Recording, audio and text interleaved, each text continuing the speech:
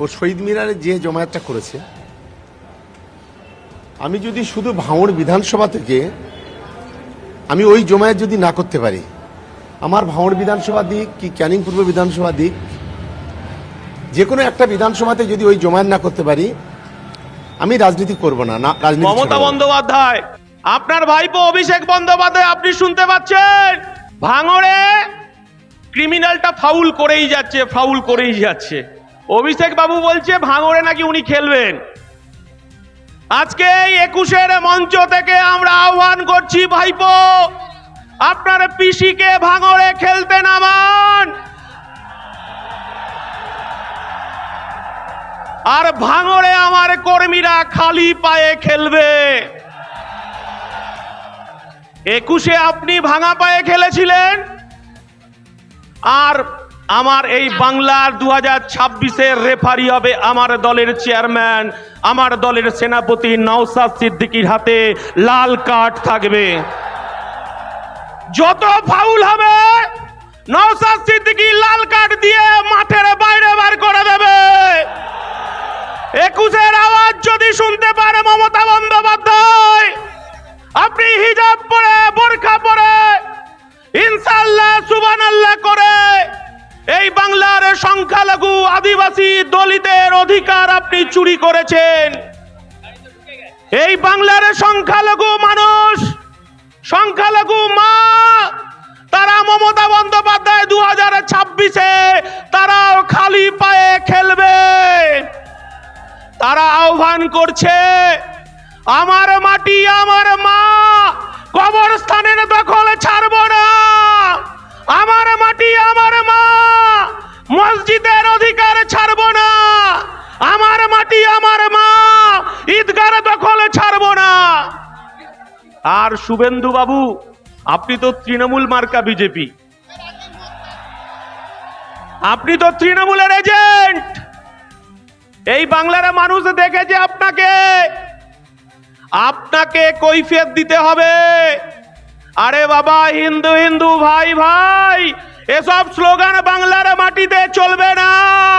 এ বাংলার মাটি দুর্জয় ঘাঁটি, এ বাংলার মাটি রবীন্দ্রনাথের মাটি, এ বাংলার মাটি নেতাজির মাটি, এ বাংলার মাটি আশফাকুল্লাহর মাটি, এ বাংলার মাটি ক্ষুদিরামের মাটি, এ বাংলার মাটি মেদিনীপুরের সতীশ সামন্তর মাটি, এ বাংলার মাটি দুর্জয় ঘাটি, এ বাংলায় কাজী নজরুলের শ্যামা সঙ্গীত আমার হিন্দুদের মন্দিরে বাজে।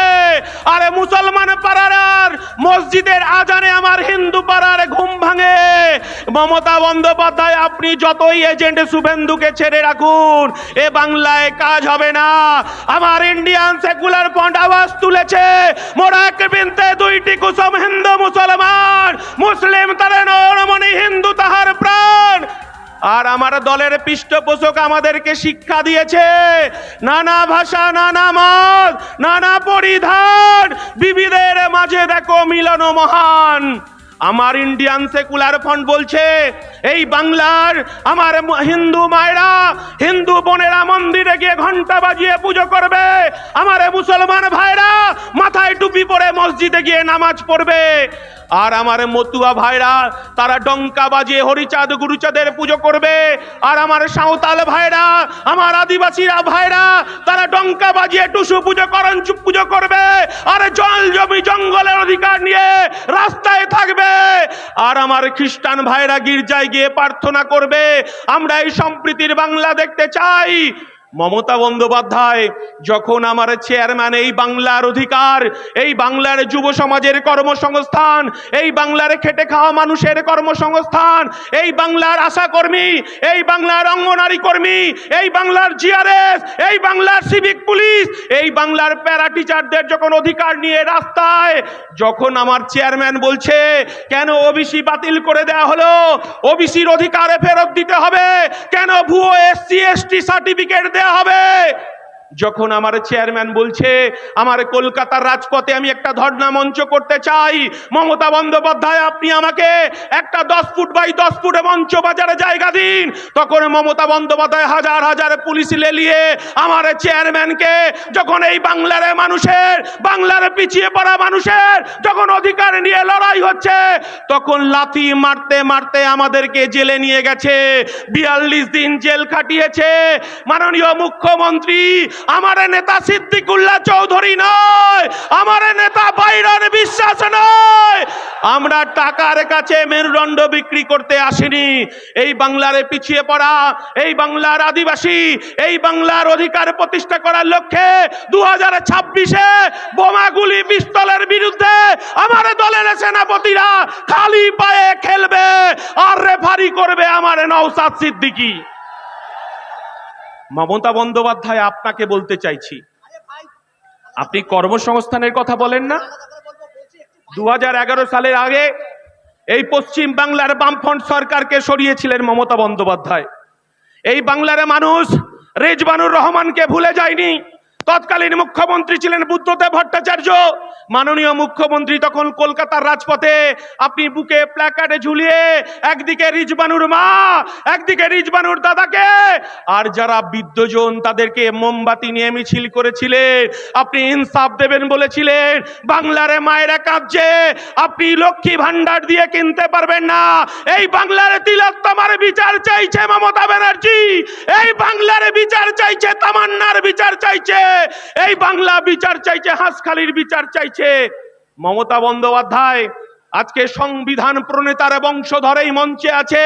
আমরা সংবিধান হাতে করে বলতে চাইছি, এই দেশের প্রধানমন্ত্রীর কাজ কি মন্দির মসজিদ তৈরি করা? এই বাংলার মুখ্যমন্ত্রীর কাজ কি মন্দির মসজিদ তৈরি করা? মাননীয় মুখ্যমন্ত্রী, আপনি শুভেন্দু অধিকারীকে দিয়ে আপনি বলতে চাইছেন, ধর্ম ধর্ম খেলা করতে চাইছেন। 1992 সালে ফিরে যান। এই বাংলার মুখ্যমন্ত্রী ছিল জ্যোতি বসু। যখন 1992 সালে আমার ভারতবর্ষের স্থাপত্য, ভারতবর্ষের ধর্মনিরপেক্ষতা, এই শুভেন্দু অধিকারীর দল বিজেপি আরএসএস যখন বাবরি মসজিদ ধ্বংস হলো, তখন এই রাজ্যের মুখ্যমন্ত্রী জ্যোতি বসু বলেছিলেন, আমি আমার পুলিশ প্রশাসনকে বলে দিয়েছি, এই বাংলায় দাঙ্গাবাজরা কখনো সিপিএম হতে পারে না, এই বাংলার দাঙ্গাবাজরা কংগ্রেস হতে পারে না। আমি আমার প্রশাসনকে বলে দিয়েছি মাথা লক্ষ্য করে গুলি করতে। আমরা বলতে চাইছি, এ বাংলাকে ভাগ করা যাবে না। মমতা বন্দ্যোপাধ্যায়, আপনি ভেবেছেন এই এসআইআর এর মধ্য দিয়ে আমার এই বাংলার সংখ্যালঘু মুসলমানে তাদের অধিকারে কবরস্থান, তাদের ঈদগাহ, তাদের মসজিদ, তাদের মাদ্রাসা, আপনি 5 দিনের নোটিশে আপনি দখল দিতে চেয়েছিলেন বিজেপিকে। আমার দলের চেয়ারম্যান নওশাদ সিদ্দিকী, আমরা ওয়াকফ বোর্ডে ছুটে গেছি। সেদিনকে আমরা ওয়াকফ বোর্ডকে বলে এসেছি, এই বাংলার অধিকার, এই বাংলার অধিকারকে কেড়ে নেওয়া যাবে না। তাই মুসলমান সমাজ তারা বুক দিয়ে লড়াই করছে। আপনি বলছেন এখানে মিছিল করা যাবে না, মিটিং